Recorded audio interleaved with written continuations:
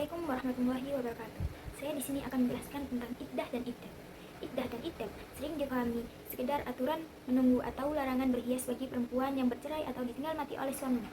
Namun, di balik itu ada pesan mendalam tentang kesetiaan, pengorbanan, dan proses pemulihan jiwa. Iddah sendiri memiliki pengertian yaitu masa tunggu bagi seorang perempuan yang ditinggal oleh suaminya, baik itu secara talak, cerai hidup, maupun ditinggal mati oleh suaminya. Sedangkan ihdad itu masa berkabung bagi seorang perempuan yang ditinggal wafat oleh suaminya selama 4 bulan 10 hari. Dan seorang perempuan dilarang melakukan yaitu berdandan berlebihan, terus memakai wewangian dan melakukan kegiatan yang menunjukkan kebahagiaan. Di titik ini sering muncul pertanyaan, kenapa yang menjalani iddad dan ihdad itu hanya perempuan? Bukankah itu tidak setara?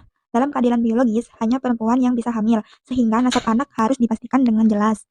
Syariat menetapkan iddah untuk melindungi perempuan dari tuduhan dan melindungi anak dari ketidakpastian identitas. Dalam keadaan psikologis, perempuan kerap menghadapi tekanan emosional lebih besar setelah perceraian atau kematian pasangan. Syariat memberi fase pemulihan bukan seperti hukuman.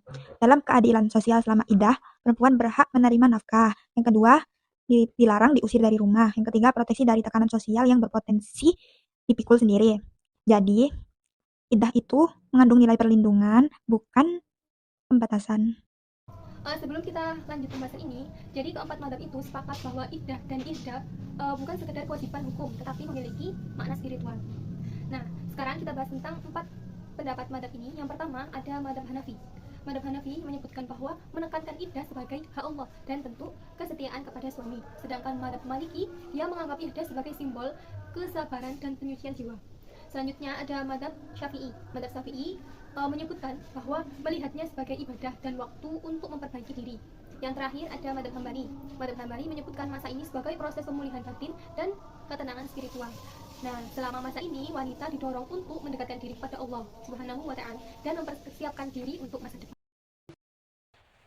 Dalam hukum positif Indonesia, ketentuan tentang iddah diatur dalam Undang-Undang Nomor 1 Tahun 1974 tentang perkawinan dan diperjelas dalam Kompilasi Hukum Islam atau KHI pasal 153 ayat 2 sampai 4. KHI menetapkan wanita yang dicerai wajib menjalani iddah 3 kali suci. Bila suaminya meninggal, masa iddahnya 4 bulan 10 hari. Selama masa iddah, wanita itu tidak boleh menikah lagi.